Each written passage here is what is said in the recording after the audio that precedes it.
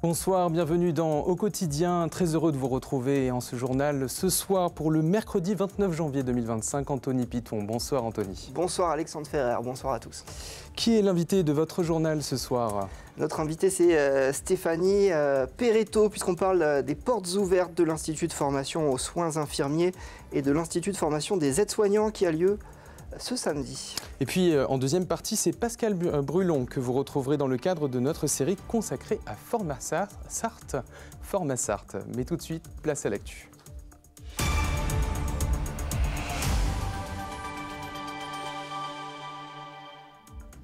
Bienvenue dans votre journal du mercredi 29 janvier 2025 avec au sommaire des inondations en série, Anthony. Oui, ce mercredi, la Sarthe a été placée en vigilance orange pour les risques de crues par les services de Météo France.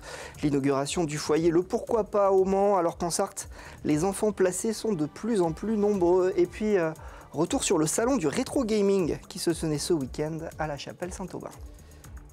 La Sarthe placée en vigilance orange inondation. Oui, et ça déborde un peu partout en Sarthe et l'eau continue même de monter, que ce soit pour les rivières Sarthe, Huisne ou Loire. Météo France a placé l'ensemble du département en vigilance orange pour des risques de crues ce mercredi, mais aussi pour ce jeudi 30 janvier. Secteur le plus touché, le tronçon de la rivière Sarthe-Aval, au sud du Mans, notamment dans le secteur de la Suze-sur-Sarthe, où certains propriétaires en zone inondable ont été prévenus par la mairie et le camping fermé. À la Ferté-Bernard aussi, on craint que les débordements ne s'accentuent dans les prochaines heures. Au Mans, et vous le voyez en image, certaines zones sont déjà sous l'eau, comme le parc Gué de Maulny. Enfin, les niveaux atteints dans les secteurs de Flé, de la Flèche et du Lude sont susceptibles d'engendrer des crues localisées dans les prochaines 24 heures, fait savoir le site vigicru.fr. Sur les routes, les précipitations ont aussi des conséquences puisque plus d'une dizaine de routes départementales sont inondées selon le département de la Sarthe. Un drame après signer un accident mortel est survenu. Oui, l'accident s'est produit la nuit dernière, peu avant 23h30, sur la RD 254. Un homme âgé de 29 ans qui roulait seul a percuté un arbre au niveau de la cité d'Alsace. Il a été désincarcéré par les sapeurs-pompiers et a été déclaré décédé sur place. Une enquête de gendarmerie a été ouverte pour faire la lumière sur les circonstances exactes de ce drame. Un nouveau foyer d'hébergement pour mineurs au Mans. L'inauguration a eu lieu ce mercredi à l'accueil des mineurs âgés de 14 à 17 ans bénéficiaires de l'aide sociale à l'enfance ou placés sur décision judiciaire. Le département de la Sarthe est confronté à une forte hausse des demandes pour la protection de l'enfance. Alexandre Ferrer. Elle devait être éphémère le temps des travaux de la maison à caractère social de Coulennes. Des mineurs de 14 à 17 ans révolus ont été transférés dans cette maison, devenue une propriété de l'association Inalta. Aujourd'hui, c'est 16 ici et demain, 16 en plus à Coulennes. Et ça, c'est seulement au sein de notre association. Les autres associations, avec l'aide du département, ouvrent aussi des places. Mathis, 15 ans, est accueilli depuis 1 an et demi dans ce foyer. Anciennement à Coulennes, son espace de vie a changé. Je me sens beaucoup mieux qu'à Coulennes parce qu'à Coulennes, c'est vrai que c'était insalubre quand même. Parce qu'il y avait beaucoup de moisissures un peu dans les chambres aussi. Comparé à là, on a des nouveaux canapés, une nouvelle télé. Enfin, une nouvelle vie, j'ai envie de dire. C'est une nouvelle vie dans un nouveau foyer. Mais le nombre de besoins de placement augmente. En près de 2 ans, 500 enfants en plus sont placés. Face à cette demande accrue, le conseil départemental investit près de 100 millions d'euros par an, le premier budget du département. Nous avons donc 2300 enfants qui nécessitent un placement. Dans le département du Nord, il y en a 23 000 pour une population seulement 4,5 fois supérieure. Donc on voit bien que la problématique, ce n'est pas seulement la problématique du département de la Sarthe, c'est une problématique nationale. Là encore, on a besoin d'un engagement de l'État en matière de protection sociale, en matière de prise en compte des difficultés familiales. Sinon, évidemment, les départements ne pourraient pas faire face seuls. En Sarthe, une dizaine de maisons d'accueil comme celle-ci vont voir le jour ces prochaines années d'après le département. Au Mans, une nouvelle ouvrira ses portes à compter du 1er février. On passe tout de suite à l'invité de notre journal, Stéphanie Perretto, directrice des instituts de formation IFAS, Institut de formation en soins infirmiers et d'aides-soignants au Mans. Bonsoir Stéphanie Perretto. Bonsoir. Alors on vous invite parce que ce samedi, c'est les portes ouvertes aux instituts IFSI et IFAS au CHM, bâtiment des instituts, de 9h à 16h30. Et vous accueillez finalement vos futurs étudiants ou le public qui souhaiterait en savoir plus sur les formations que vous proposez. Quel est le programme de ces portes ouvertes? Alors, ces journées portes ouvertes sont composées de plusieurs, on va dire, ateliers avec des présentations des formations infirmiers et aides-soignants, mais également des ateliers de simulation pour les cas pratiques et des échanges avec les étudiants qui sont déjà au sein de nos instituts et des visites des locaux et un espace numérique pour montrer l'environnement d'apprentissage. C'est important pour vous d'accueillir vos futurs étudiants, de leur présenter avant qu'ils viennent s'installer chez vous, de leur présenter en amont l'Institut? Exactement, et puis ça leur permet de se projeter, de voir l'accompagnement qui va leur être donné pendant la formation s'ils décident de se destiner à un métier de soins. Donc les infirmiers d'un côté, les aides-soignants de l'autre, c'est deux formations complètement différentes. Comment se passent ces formations? Alors pour les infirmiers, c'est une formation en 3 ans. Sur le centre hospitalier du Mans, on propose une formation avec un double cursus puisqu'il y aura un diplôme d'état de délivré et une licence en sciences infirmières. Et sur le métier d'aide-soignant, c'est une formation en 11 mois. Les deux formations sont des formations alternantes, une partie théorique, une partie stage.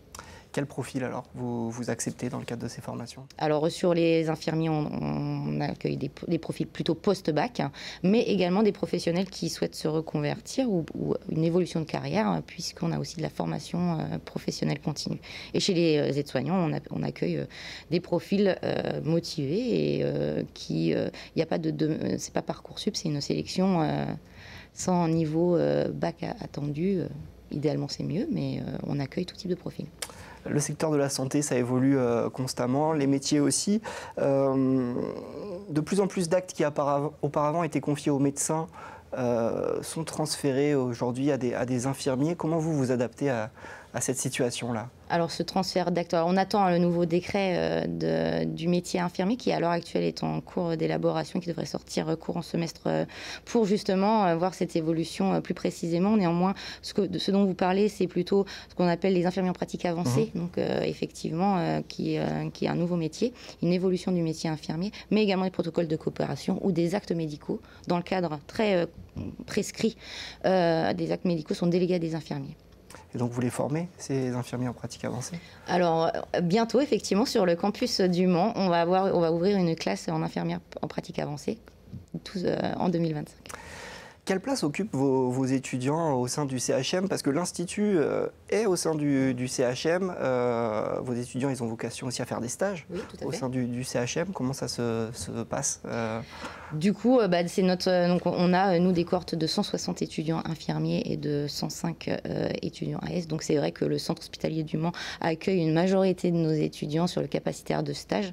Et il faut savoir qu'il y a un accompagnement, à la fois un engagement du centre hospitalier et des instituts de formation sur leur accompagnement en stage, avec des ateliers qui leur sont proposés, avec un tuteur qui les encadre au quotidien, et puis avec des dispositifs plus particuliers pour leur permettre de réussir au mieux ces périodes de stage. Les portes ouvertes, c'est ce samedi. C'est plus de 500 étudiants que vous avez au sein de l'IFSI et de l'IFAS. Voilà. 700 personnes, vous attendez 700 personnes L'année dernière, ça a été le volet, donc on espère faire mieux encore cette année. Quels sont vos projets en tant que directrice pour les évolutions que vous aimeriez apporter à ces formations? En tant que directrice, j'ai un gros projet puisque le centre hospitalier du Mans, comme 6 autres instituts, va s'installer sur le site universitaire de l'Université du Mans, dans un nouveau bâtiment où il y aura un centre de simulation intégré avec un espace d'apprentissage tout neuf. Donc ça, c'est le premier projet, j'ai envie de dire. Et puis, bien sûr, ce qui nous tient à cœur avant tout, c'est l'accompagnement de qualité des étudiants, parce que c'est les futurs professionnels de demain. Merci beaucoup Stéphanie Perretto. Je rappelle que les portes ouvertes dans vos instituts ont lieu ce samedi de 9h à 16h30 dans le bâtiment des instituts du CHM du Mans. On poursuit avec une aventure vidéoludique à la chapelle Saint-Aubin, Anthony. Tout le week-end, la bibliothèque et la Maison pour tous ont accueilli un salon du rétro gaming de Pong jusqu'à la GameCube. C'est près de 30 ans d'histoire du jeu vidéo qui était présenté aux visiteurs. Ici, les manettes chauffent. Une quinzaine de consoles sont exposées pour offrir aux visiteurs l'opportunité de redécouvrir quelques-uns des classiques du jeu vidéo. On n'a pas trop de jeux comme ça à la maison, on les a mis peut-être dans des placards qu'on rouvre plus trop. C'est beaucoup de souvenirs, pas mal de temps passé, peut-être trop. Donc maintenant on est peut-être plus raisonnable par rapport à ça. Entre les petites mains qui découvrent les jeux d'antan et les nostalgiques qui redécouvrent leurs premières aventures numériques, l'événement a attiré une foule d'adeptes du pixel. Après pour la petite c'est une découverte, elle connaît pas du tout et puis elle se débrouille bien parce que j'ai du mal. Moi tout ce qui m'intéresse c'est les couleurs, l'endroit et les personnages. Oh mais t'es méchant. J'ai gagné. Non t'as pas gagné. Un hommage à l'âge d'or du jeu vidéo où les pixels étaient rois et où chaque session de jeu était une aventure en soi. C'était plutôt des jeux simples entre guillemets, mais on va dire assez durs en fait. Je trouve que les jeux vidéo ont assez évolué et c'est cool de retrouver des jeux où c'était dur en fait entre guillemets et qu'il y a un challenge derrière. Derrière ce voyage dans le temps, un passionné, collectionneur, qui a mis son trésor à disposition du public. Un bon jeu avec un bon système de jeu, un bon gameplay est toujours un bon jeu aujourd'hui et donc c'est super de voir ça. Les enfants sont hyper respectueux justement, ils prennent du fun, ils prennent du plaisir, ils prennent ce qu'il y a à apprendre en fait finalement. Ils ne sont pas tout dans le jugement ou quoi que ce soit. Alors évidemment c'est beaucoup plus facile aujourd'hui de jouer à un Mario parce que là on peut reprendre plusieurs fois la partie. Autrefois on tombait dans un trou, c'était fini, on recommençait. On apprenait par cœur les trous et les pièges. Voilà, c'est deux façons différentes de jouer, ça a évolué, c'est normal. Un retour vers le passé qui permet donc de mieux comprendre le jeu vidéo. Le rétro gaming continue encore d'influencer les joueurs et les créateurs de jeux vidéo. Et puis, vous avez pu suivre ce mardi soir sur LMTV la cérémonie des jeunes talents de la Sarthe 2024. Oui, c'était la 11e édition ce mardi de cette cérémonie co-organisée par le Maine Libre et le département de la Sarthe. Elle a eu lieu donc au Méga CGR à Saint-Saturnin dans la catégorie Innovation. Les lauréats sont Kevin Ledon et Stan Laurent pour leur boisson énergisante Ragnarok. Le prix Jeune Talent 2024 a été attribué à Louis Thomas, 18 ans, qui est monté sur les marches du Festival de Cannes pour son court-métrage réalisé dans le cadre du concours moteur. Et en sport, c'est l'équipe féminine du Mans Sarthe Tennis de table qui décroche le prix. L'émission sera rediffusée dimanche 9 février en soirée, 18h35. 20h35 et 22h35, ainsi que le lundi 10 février le matin à 12h35 et à 16h35. C'est la fin de cette édition. Merci à vous de nous avoir suivis. En deuxième partie d'Au Quotidien, vous retrouverez Pascal Brulon dans le cadre de la série consacrée à Format Sarthe. Et à 19h, l'infiltré du dimanche avec Lilian Brault à la présentation. Aujourd'hui, direction le salon féerie du parfum de Vouvray, les portes ouvertes de la maison Les Compagnons du Devoir au Mans ou encore Montbiseau en jeu. Voilà, c'est la fin de cette édition. On vous souhaite une bonne soirée sur LMTV Sarthe et on se retrouve demain soir à 18h30.